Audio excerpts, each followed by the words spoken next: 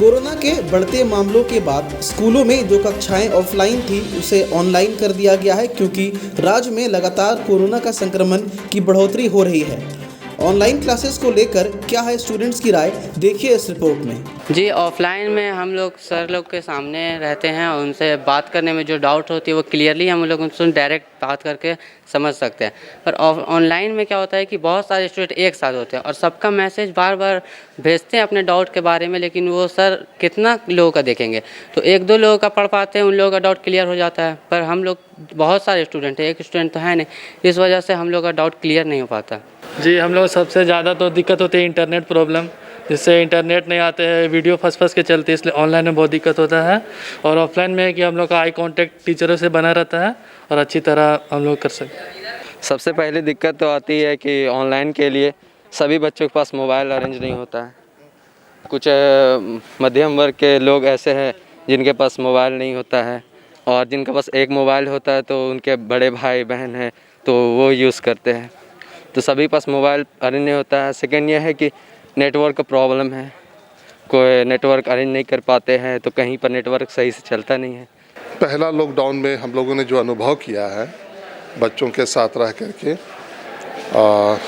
Online classes में 100% बच्चे लोग नहीं जुट पाते हैं, और हम लोग भी एज अ सीनियर टीचर काम करते करते हम लोगों का ख़त्म हो जाता है, हम लोगों मन उचट जाता है। छोटा मोबाइल में 1 घंटा 2 घंटा पढ़ना हानिकारक ही है, और जितना हम लोगों ने ऑफलाइन क्लास में जितना दिया है उतना साल भर हम लोग नहीं दे पाए हैं। एक होता है कि इंट्रोडक्शन हो जाता है सब्जेक्ट्स का, और ऑफलाइन क्लासेस में उसको हम लोग रिपीट कर सकते हैं और अच्छी तरह से कर सकते हैं। ऑफलाइन क्लासेस से कभी ऑनलाइन क्लास कंपेयर नहीं किया जा सकता है, क्योंकि बच्चे हम लोगों के पास 200 हैं और क्लासेस करते हैं केवल 50, और बाकी बच्चों को हम लोग नहीं देख पाते हैं। ये हम लोगों को शुरू से ही दर्द होता है, तो ये बहुत फैक्ट है हम लोगों का।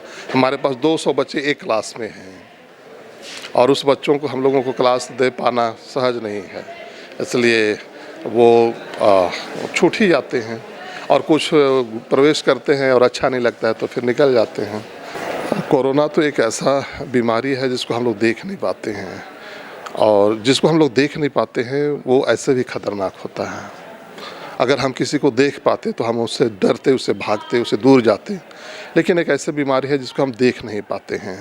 जो गाइडलाइन सरकार ने दे रही है, पढ़ाई लिखाई किए हुए हैं वो लोग थोड़ा सा सोचते हैं, मेडिकल पढ़े हुए हैं, तो हम लोग यही कह रहे हैं कि मेडिकल वाले लोग जो सलाह दिए हैं उसको हम लोग को भी पालन करना चाहिए। BNN भारत के लिए कैमरा पर्सन प्रदीप के साथ सुरूर रजा की report. Subscribe now and press the bell icon. Never miss an update.